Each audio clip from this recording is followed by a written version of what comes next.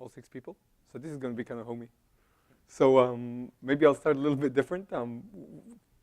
Get a little sense of where you guys are from. What do you guys do? Are you developers, DBAs? Yeah. Good to meet you. Yeah. All of the above. All the above. How about you guys? Same. Databases? Awesome. So I'll try to make this interactive, given the audience, and try to mostly tell a story and answer questions. I had a problem that I was facing for a long time. I came into applications, and this was my problem. Well, not exactly this, but you go into a system, and you open the database, and you look inside, and there's all these tables in there. And often it was hundreds or even thousands of tables. And to get that system to really work became more and more difficult. The more tables were there, the more data was put into the system. And took me a while to figure out what it was exactly. And then it became clear that when you look at an application, you're modeling objects, right? Your developers that are building the application on top of your database are thinking about objects. They're thinking about users, they're thinking about customers, they're thinking about products, they're thinking about patients maybe. They're thinking about objects at that level. Then they map it into the database.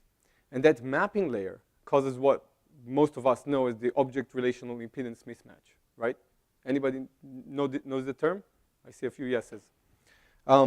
My problem was that I had applications that had very, very complex objects in them. And the objects kept getting more and more complex, literally every day. Every month there was a new release, and they would become even more expensive because they would translate into more and more tables. So I was in New York at the time and wanted to do something about it. So moved back to MIT and lost my computer. Wow. And it survived.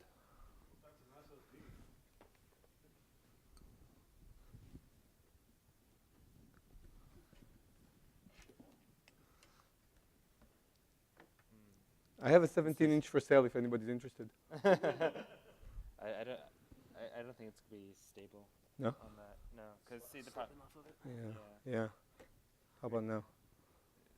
I'll take a chance. Still works. Surprisingly.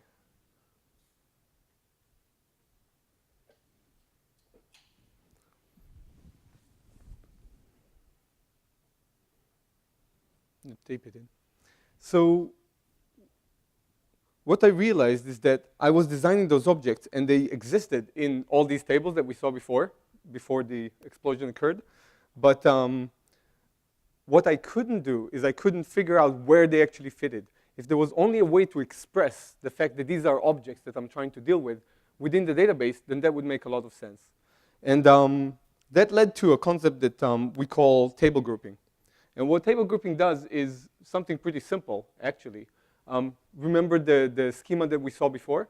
So imagine that schema with a little bit more information in it. Information that tells me that the schema deals with users.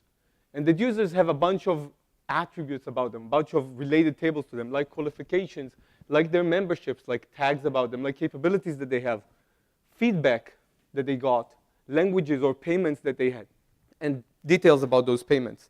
So, it brings that level of semantics back into the database. So it looks nice, and it is actually nice to understand it visually. But what we realized is that at the core of the mismatch is the fact that what we do next in any relational database is we put each of these tables in a different location, right? We take this table and put it in somewhere on disk, somewhere in memory, and then the second table and the third table, and so on and so forth. So we normalize and we break apart that structure. And what we wanted to do was take a different approach, which is don't break it apart. Because if you think about it, look at this for a second. What you're looking at here is an object, right, with the different levels of an object. Make sense? So why store it in multiple parts? Why not take the user row and store it with all the other parts? Why not build a document from all these rows? So that was the basic thought behind it. And then a few years of working on it, and there was actually execution. So it's if we were shuffling cards, right? Shuffling rows together. Instead of putting them in many, many different tables, let's just put them together, something like this. So if I have a users table and an order table and an item table, rather than having 3 independent structures on disk and 3 memory structures to support them, let's just have one that logically looks like a relational schema, but physically construct this object, construct this document, right? So let me show you what that actually looks like. You need me to do something? You have enough battery life? Yeah, I do. I'm good.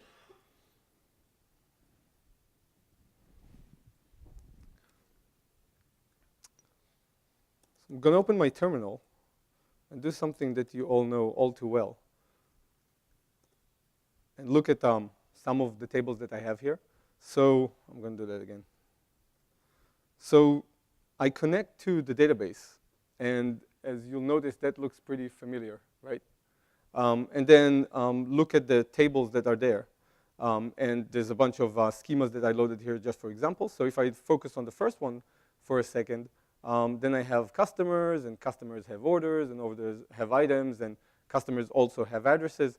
In a second, I'll show it in a slightly more graphical way, but I can do the same regular thing that we're all are used to doing, like select star from customers, I don't know, limit 10, right? And show me the first 10 customers, or in the small screen, select star from customers, where.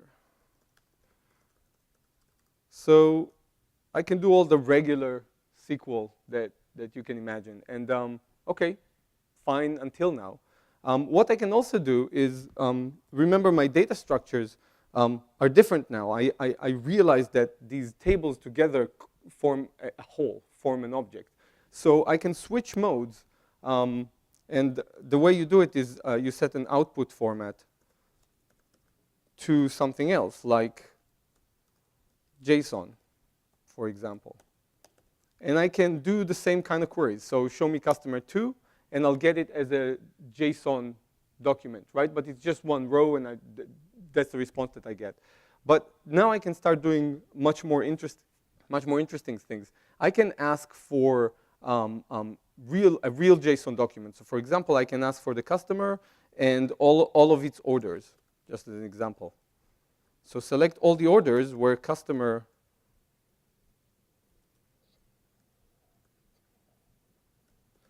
dot customer ID equals orders dot customer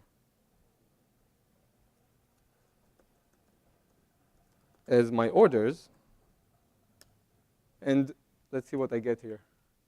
So what you get here is a customer, which is me, and followed by my orders, right? And every one of the orders that I have as a document. The interesting part of it is that if you think about what's happening in the background, we're going to a single location, right, to get all the data. It's already co-located in memory. At the same time, we looked at it slightly differently, and we said, what if I went to my browser and wanted to do the same kind of thing? So I wanted to connect to my server and get, from the customer schema, customers table, get customer 2. And you can do that as well. So you can access the same kind of information in 2 different ways. So what you see here is the customer. Here is my record and my address and my orders, and each order has its own items, and so on and so forth. But the real insight here is that all this comes from the same location on disk, in memory, wherever it lives, right? So if we go back to what data really looks like, all I had to do was come here to get my object, right? So there's a bunch of ways that I think about table groups, but I talked before about the object relational impedance mismatch. So ways to think about a table group is it's just a bunch of tables, right? Together they have a meaning, but it's just tables, and you can look at them and query them as tables. It can also be seen as a JSON document or as an XML document, right? As an object, as a document that has a structure that you can access and traverse and work with. And you can also think of it as a denormalized structure. And the reason I say that is anybody who's done fact tables before? Anybody? Why do we do thank you. Why do we do fact tables? Because we don't want to pay that cost of joining the tables, right? So we'll put the data together so we don't have to do that. We kind of went for exactly the same win. We don't want to do these joins, but we also don't want to incur that redundancy that comes with it, that ETL process that comes with it. So different ways of looking at the same kind of idea, which is we can understand that an object exists in all these tables, and by putting them together, we eliminate the joins that happen either when you assemble an object or when you actually query the data. So that's great. So what? Why am I even talking about it? We have been building it over a bunch of years. As I said, it started from research. It went into a product. When you start thinking about how to build a product, how do you actually bring it to market? How do you build it in the right way? And what I've learned across time, having done a bunch of good things and a bunch of really bad mistakes, is that when you build anything like this in database space, there's a fundamental question that you have to ask yourself: am I after compatibility or am I after capability? And initially, when we did the research, we thought there's great tools out there. There's Postgres, there's MySQL. Why wouldn't I just go and use those tools, right? Why wouldn't I just build on top of them? And in fact, we tried. So we took MySQL and said, let's build a storage engine under MySQL. So we built this awesome infrastructure, this awesome storage layer that could do great many things.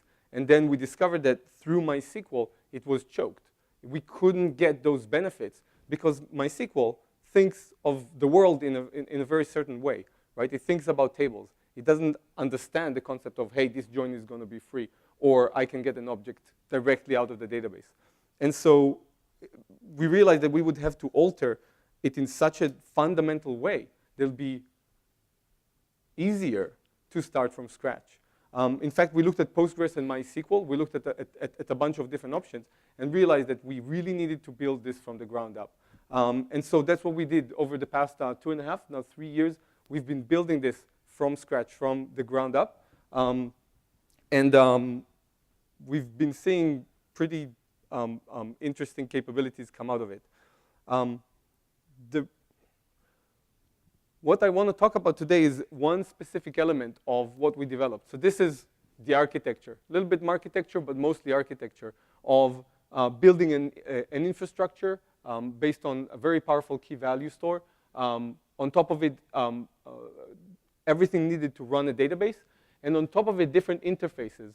And now we're adding even more interfaces. One of them is a SQL interface, another is the JSON interface. So you can access your data as JSON documents at the same time as you're accessing the same exact data as SQL. When we came to this specific point, we thought long and hard on how to pick a SQL wire protocol. And for, hopefully this will be interesting for all of you, for me it was another point of exactly getting to a decision: am I going to be compatible or am I going to be capable? Should I use something that exists, or should we build this again from scratch because we really needed to understand what it is that we do?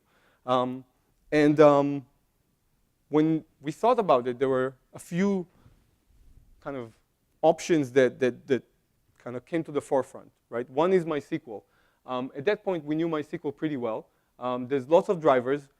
There's lots of complexity in those drivers, and it's compatible both backwards and forwards. So every driver in MySQL has to work with every version of the server. That turned out to be a really big undertaking to try and implement that protocol to get those drivers.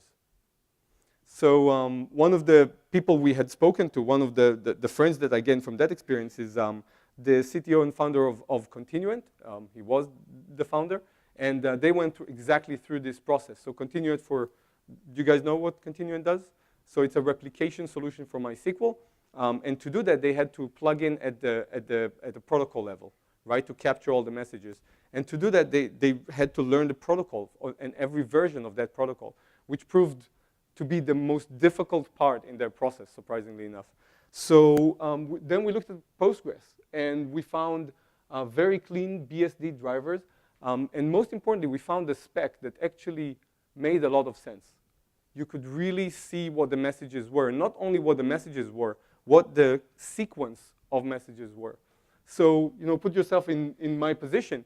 You look at it and you say, what are my options? Take one of these, and then you gain the benefit of drivers that already exist and work. Or I will have to go and build my own drivers, but I have the freedom to do whatever I want with my protocol. The reality is that we chose Postgres, obviously, and we were really pleased and thankful for all the work that was done there. It doesn't satisfy everything that we want to bring out, and this is part of why I'm coming to present here. We'd love to see how to take it further, but it was a really pleasant experience.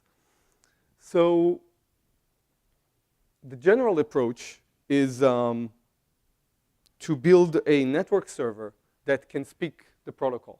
So our own stack is full Java, and to do that, we had to literally go in and learn the protocol, and it's surprisingly simple and surprisingly efficient in terms of the amount of code that was needed to do that. So I'm actually, considering the audience here, I'm actually going to show a few examples and then talk about a few of the lessons that we learned doing this. Before I continue, any questions? Fair enough. So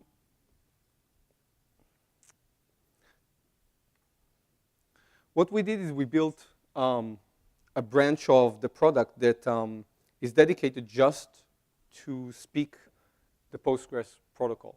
So it's probably a lot deeper than what most of us would ever want to go into, apart from maybe yourself. Have you worked on the network level itself?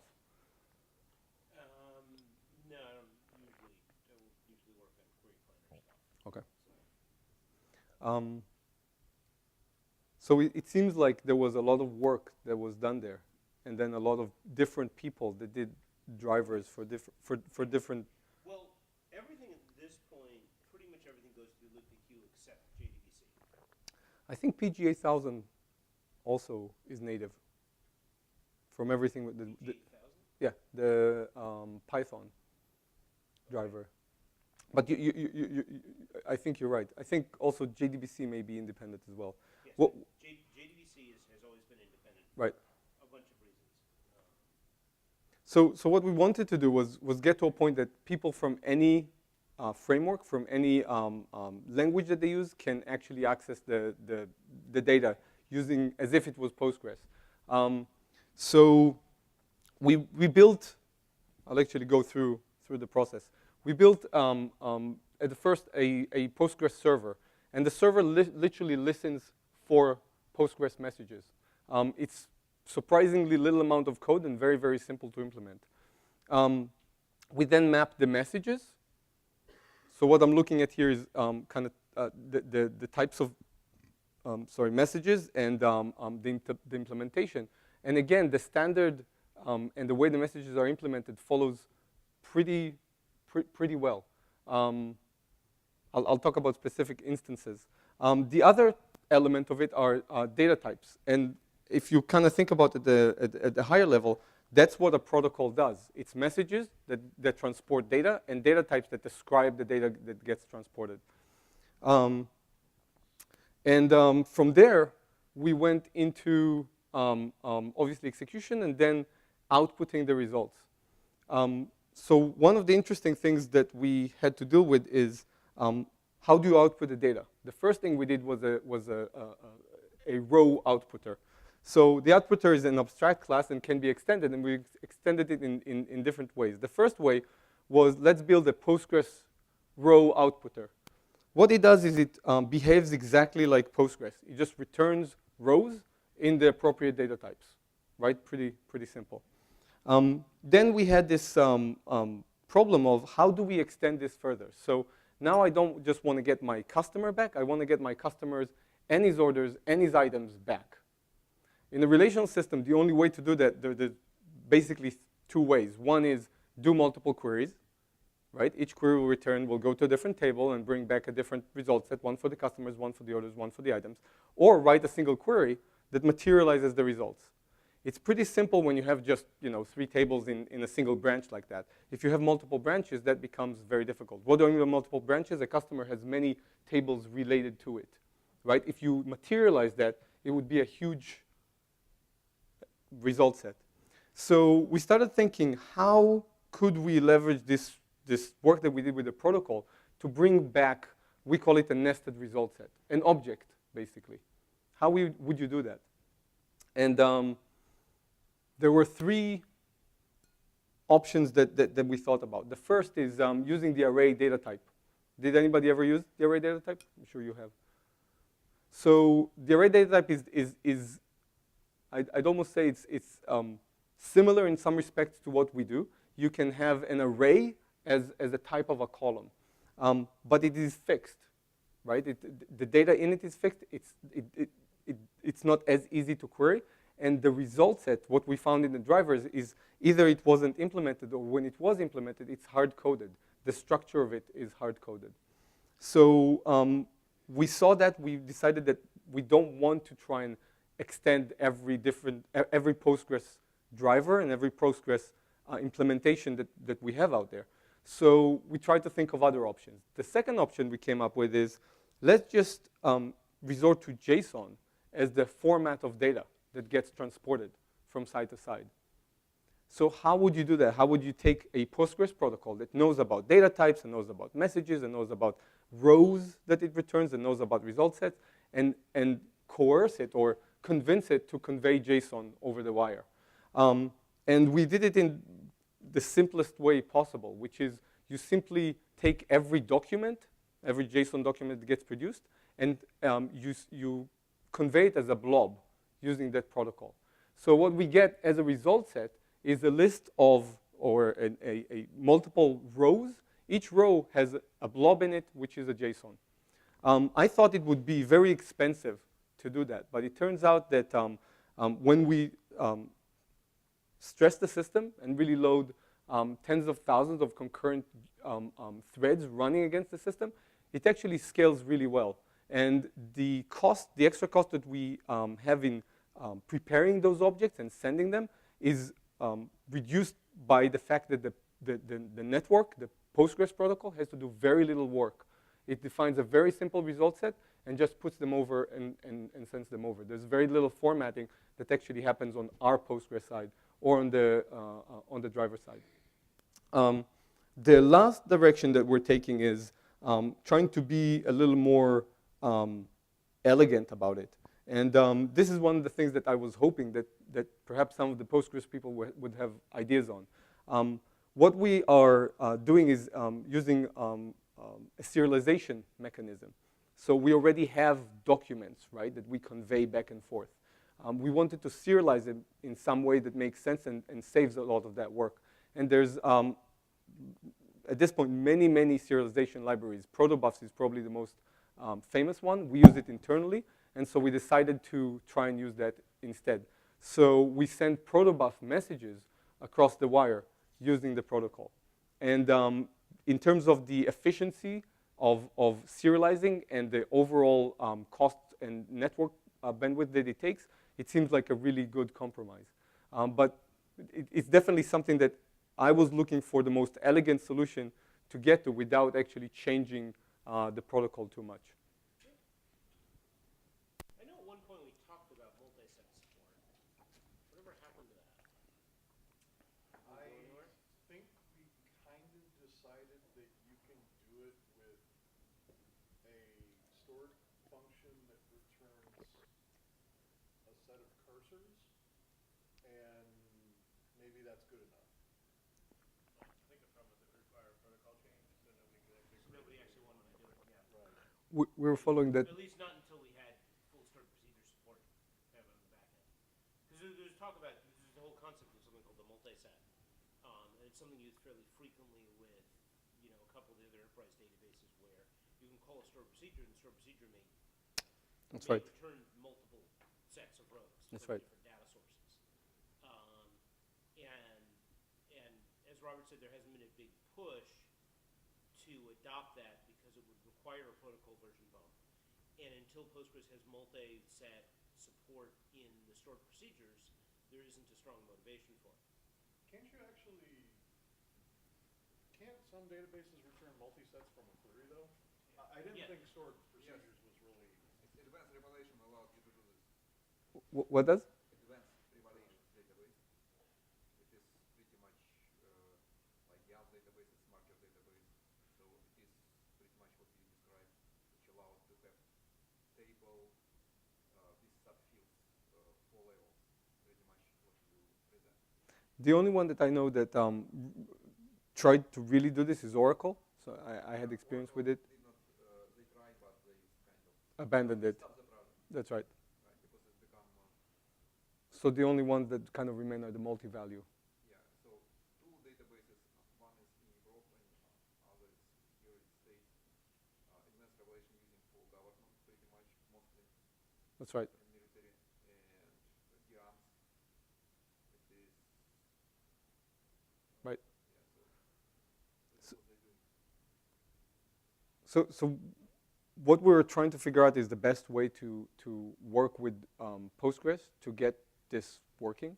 Right now we do it literally at a level above it. So trying not to change the Postgres protocol too much and just to work on top of it. And maybe that is the best option. But you know, we have looked over the Postgres protocol. And, you know, we haven't been in the Postgres community as many years as some of you guys, but we haven't seen a better way right now to do this. So if there's any insight on it, we'd appreciate it. A thought that I've had for some time is, if you look at a normalized design, you have something like, you know, in your invoice table, you have customer ID, which is a foreign key to your That's right. customer table. That's right. Well, what if you could do something in a query like select from invoices and you're selecting customer ID dot some set of fields in the customer record. So that one query, and without having to specify joins or anything, you could actually reference into a foreign key field as if it was a complex data type. Almost like an implicit join rather than an explicit join. We're actually working on that right now. So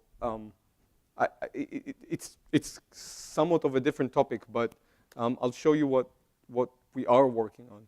So I'll make this a little smaller. So the way the system works right now is if I take a very simple query, and let's look at it for a second. So select all the names of customers who join with orders, join with item, and they have item quantity equals 5, right? A very simple query. So I'd run this for a second, returns 2 results. I'll actually set, I'm going back to table mode. If I explain this query for a second,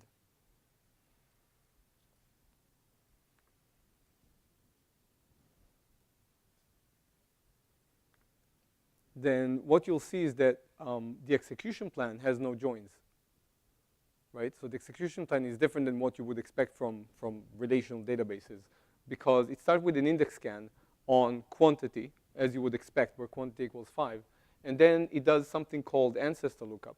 We just, now think about the object, right? I just traverse the object. So I have several operators that are unique to table groups, right? We've developed our own algebra to be able to traverse that structure called ancestor lookup, branch lookup. So the ability to walk your structure while it's in memory, while you're still working on it without having to jump or join or do any other thing. So that's the way we develop the algebra. It means that if you have a 6-way join or an 8-way join, the execution plans only reflect joins that aren't embedded already within one of your objects, right? Only between objects, but not within an object. So a 6 or an 8-way join will be reduced to 1 or 2 joins, or however many joins are left in the system. So it's part of the efficiency. The second step that we wanted to do was exactly what you said. Take this query, and this is actually work in progress. Take the same query and write it without having to explicitly call out the joins, but say, select the customer name from customer C, where customer.order.item.quantity equals 5. So through that, you actually traverse your structure, right? So you explicitly are referring to the join, but you're not explicitly setting all the joins. That's what you were talking about, right? Similar, I was thinking about it in the select clause context, but there's multiple different ways I think you could do it, and probably multiple different ways that make sense depending on what you're trying to do. But I think, to me, the key concept is to have the database understand that these may be two separate tables, Right. but you know, the fact that you've set up this foreign key, that means something. Exactly. You should be able to simplify the SQL that you're writing because you know there's this relationship. Right. So simplify this, get the semantic meaning that you do while you declare the database to actually avoid having to write. So there's one problem there, which kind of makes me hesitate to use it. The whole beauty of SQL is that the idea is that it abstracts you from how data is actually stored, right? The whole idea of data independence goes back to Code's writing. What that means is that if it doesn't matter how data is stored, where the tables are, what indexes exist, you can write the same query over and over again, and it will just work. If you start using implicit joins, it means that you're counting on those joins existing either within the database or within the structure. So as long as we can make sure that, irregardless of what's, in my lingo, grouped or not, the query result will be the same, then you're true to that idea, to that fundamental concept. I guess I'm not sure why you would be losing that, because today you have to explicitly specify all those joins. The foreign keys, that's right. Which means if the structure changes, really the only difference would be today you can remove your foreign key constraint. That's right. That's all it is. That's right. It's just another index that verifies that constraint it's exists. Not necessarily an index, but Right. It's a constraint. It's a constraint. What I'm suggesting means that, and perhaps it would make sense to have a different term that implied there was a foreign key constraint but meant something above that, but that really gave the formal knowledge of an invoice is a sub-element of a customer. Right. Pretty much you pointed to data hierarchy somewhere. If hierarchy between data relations, some kind of relation, right? Between two objects or between two subsets. That's subset, right? Yes, but doing it via a relationship that's formally declared at a structural level, instead of having to specify that relationship by hand every time you query. So this really aligns with the way we think about it. So when we think about that nesting, we define it using foreign keys. They're just a special type of foreign keys called grouping foreign keys. Which is similar to what you're saying. So that semantics is right there, and so that we can interpret it into the language. But what I want to make sure is there's another way to specify this command. The command is alter group add table or alter group drop table, and all these commands do is basically add this grouping foreign key or drop it, influencing the way data is actually stored, right? So it comes at the physical level. I just want to make sure that whatever happens, if I drop this grouping foreign key and suddenly addresses is not under customers, that the query, as you specified it before, still works. In the same way that if you drop an index and you run a query, it still works. So the syntax has to be independent enough from how the data is actually grouped. Right, I guess that's where, to me, grouping is there's a stronger inferred relationship. Right. Whereas I'm thinking of it strictly from the standpoint of this is how you can join tables together. So it sounds like you're grouping, you're trying to kind of put a layer on top of your table storage to represent a logical object, which is good and interesting. I'm quite that far. I got it. And I agree. I think that you could certainly potentially run into problems tying those two together because, Right. you know, what really belongs to a customer logical object, do the invoices really belong there? Right. Or do they belong On the, somewhere else? or a better example, a real many-to-many relationship. And where does that belong? And potentially it belongs to both. Right. Right. But now the flip side is, I find it highly unlikely that you would do something like, oh, invoices are no longer related to customers at all. Correct. Because if they don't have a customer ID, then the whole meaning of what an invoice is goes away completely. Right. That's exactly what we see. So most of the schemas that we see when we start looking at it through our lens, they usually fall into 3 or 4 or 5 main objects in the database. Right? So if you take a look and there's a schema and there's 200 tables there, they actually form pretty nicely into a few main entities. And the decision points are just between those entities, decision point of where the tables belong. So usually it's a pretty easy decision because you just look at the usage of the system and that will give you the answer that you want. In terms of, you know, you have a many-to-many relationship, where would it actually go? There's, maybe I'll give one other example of that, but there's one other topic that that we were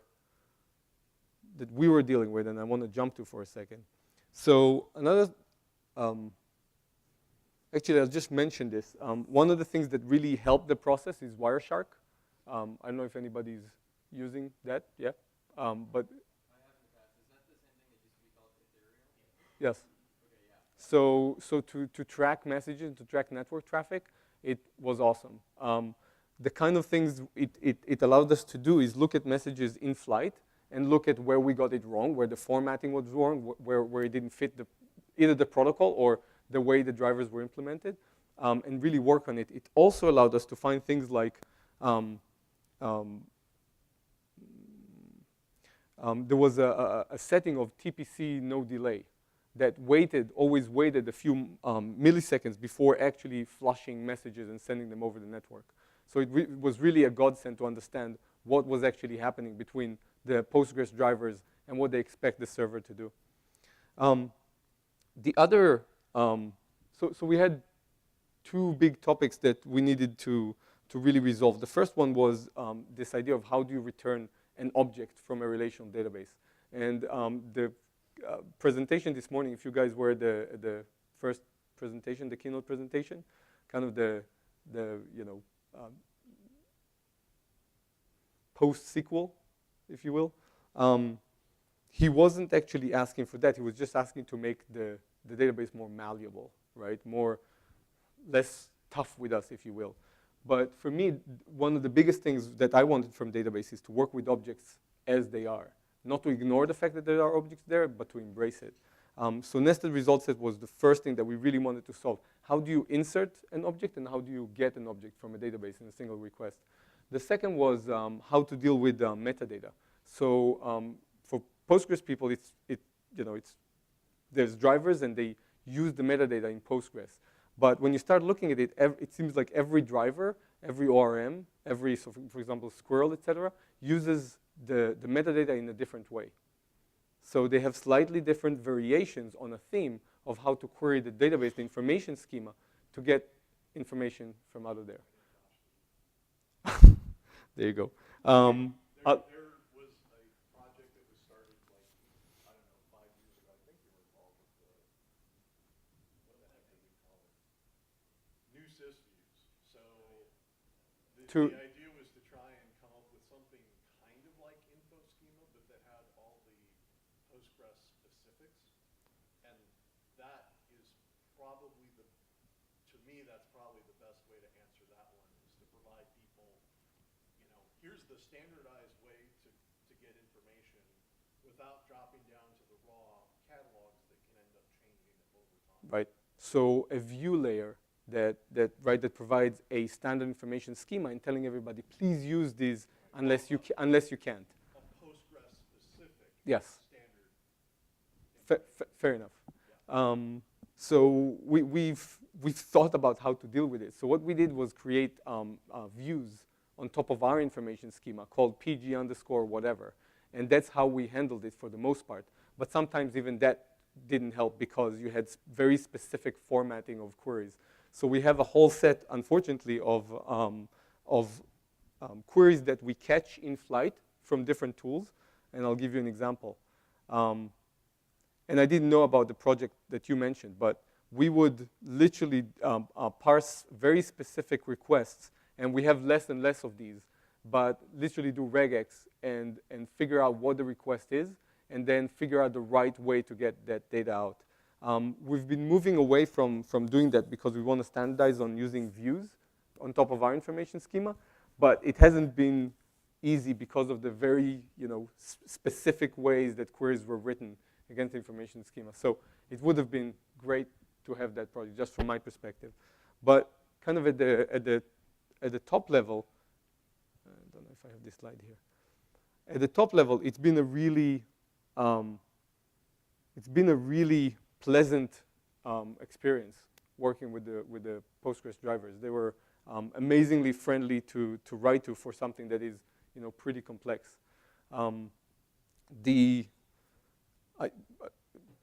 I have some of our customers that are using the system fully from an HTTP perspective, so a REST API, and only access the system in that way. And what that made us do is extend constantly what can be done using the REST API. So how much information can you get out of it? For example, can you see an information schema? Can you describe the table?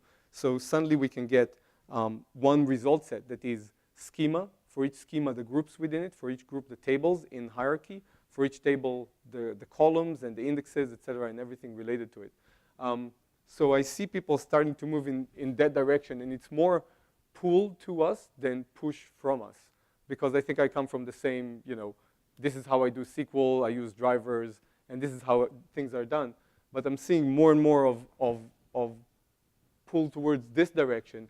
And so I don't think this is going away, but I think there will be a balance of how much we need to or can invest to get more and more and more tools working with the Postgres driver.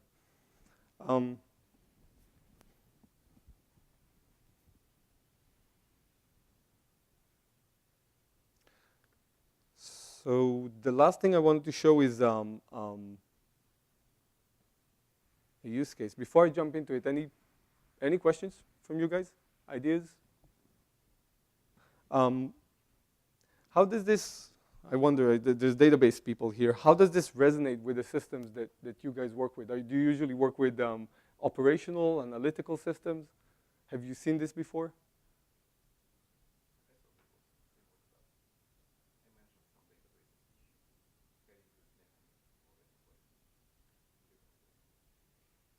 Does this resonate with some of the stuff you've been working on? You guys? I have not really pursued this because it's just kind of ugly to try and do it. If you wanted to try and do this, you would, well, the only way you could really try and do this with Postgres right now is to do things like return an array of a table type, which It wasn't designed for it. you can do it, but yeah, it would become so difficult to work with that at that point, why bother? Yep.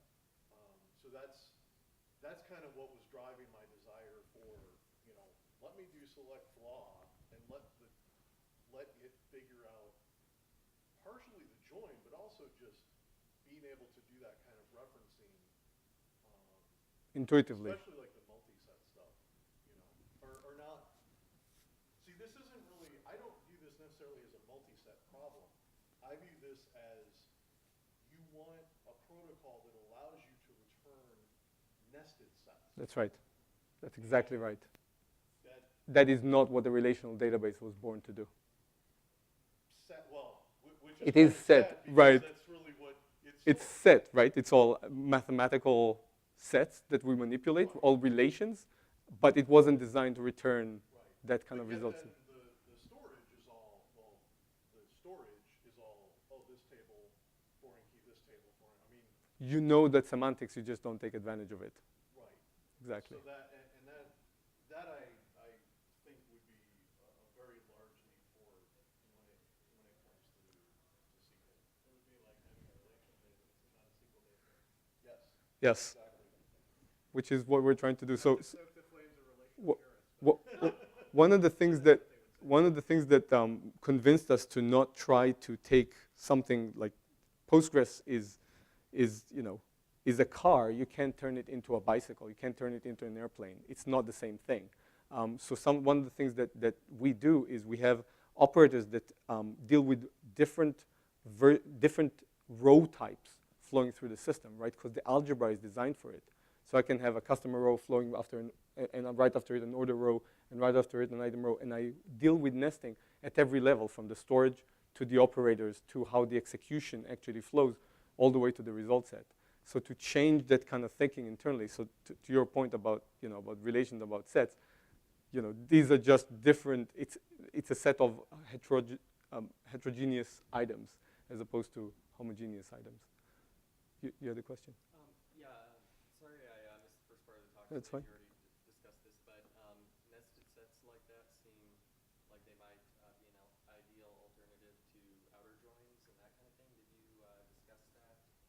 Aggregation on, say, an empty table versus a null values? I did not yet. So there's a few kind of really obvious uses for what we do. We've been working with ORM developers. So for example, in the Python community with SQL Alchemy quite a bit to get them to use this. But that's more on the object access side, right? So instead of an ORM having to decide how to go many times back and forth and what to prefetch and not what to prefetch, a single request is all it needs. And it costs about the same. It doesn't matter how much data is in there, right? Because it goes to a single location. In the same way to do a transaction on it. So to put all of the data for an object, even if there's many changes, it all goes to a single location and does that using a single request. And it actually took a while to get to the point that using the Postgres protocol, we could actually do that.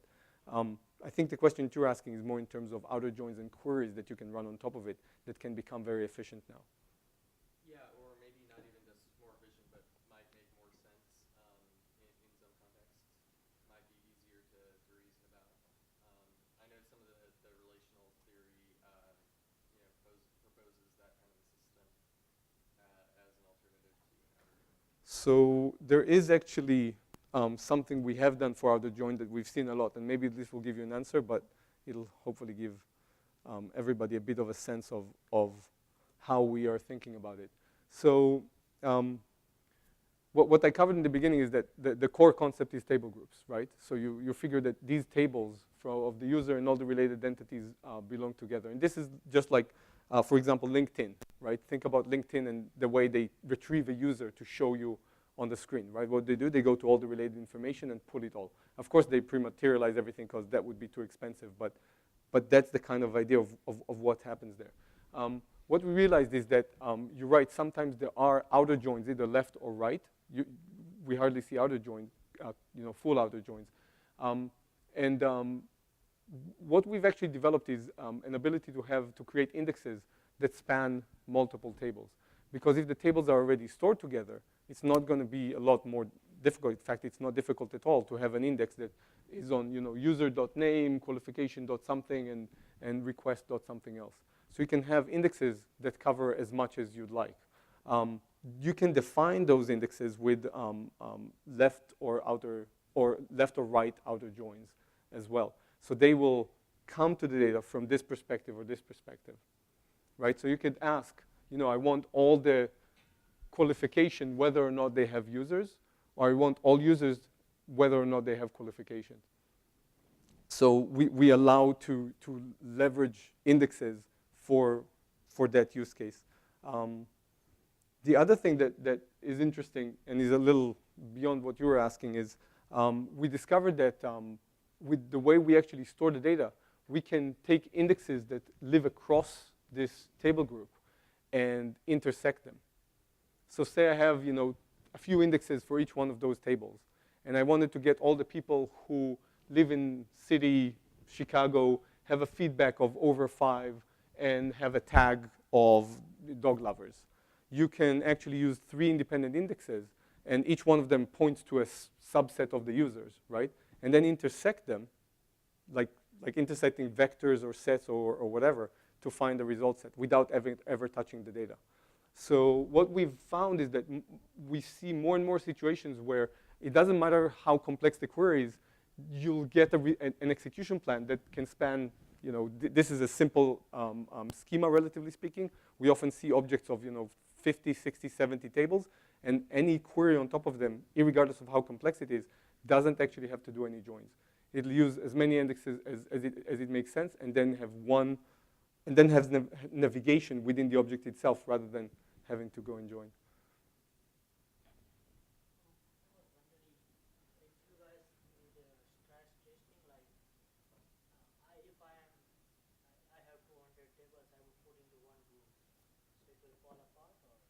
No, the total, we have done stress testing. We just completed a pretty interesting experiment with Intel. They've given us, I guess that's the way Intel works, but they just said, hey, here's a couple of machines. They gave us 3 machines. Each one of them has 1 terabyte of memory and said, let's see what you can do in that. So we loaded a lot of data on that, several terabytes worth of data.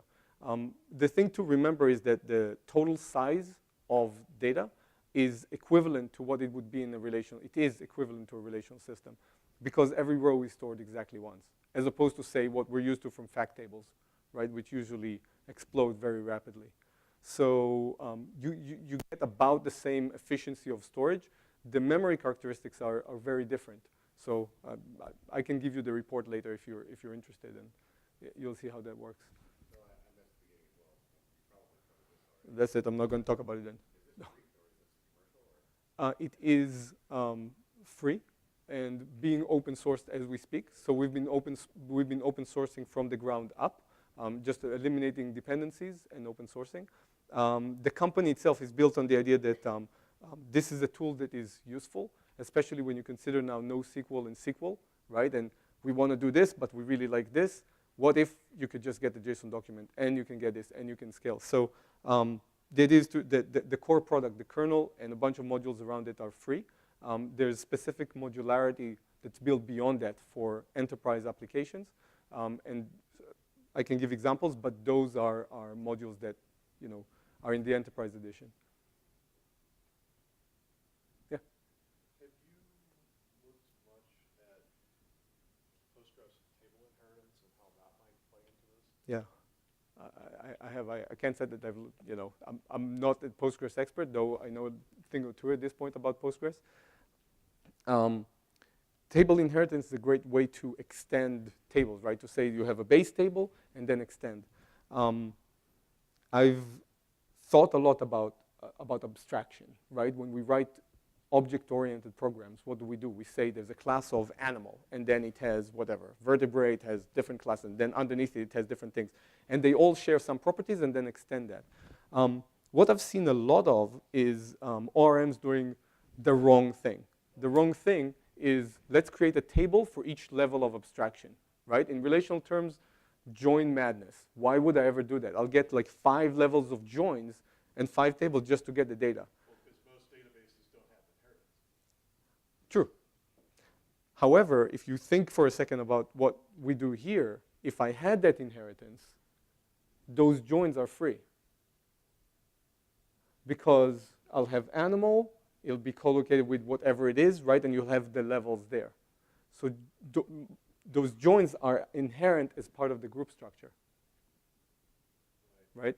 So I don't have to be afraid anymore. So one of my mottos is renormalize rather than denormalize. Don't be afraid of tables. In fact, we have 2 slogans. Don't be afraid of tables and don't be afraid of indexes. Because usually that's what we say, right? I don't want more tables. I don't want more indexes. Both of them hurt me. And we're trying to get away from that. So just in general, people, even when they use ORMs, they go, you know what? I don't know if I want this extra table. Just more pain, just another place that I have to go and get the data and put the data in. So they'll do a lot of things, denormalize in many, many different ways, right? I'm sure you've all seen the location 1, location 2, location 3, location 4 in the same table, right? So part of what we're trying to do is not be afraid of that. Yep, I think time is up. Any last questions? Thank you very much.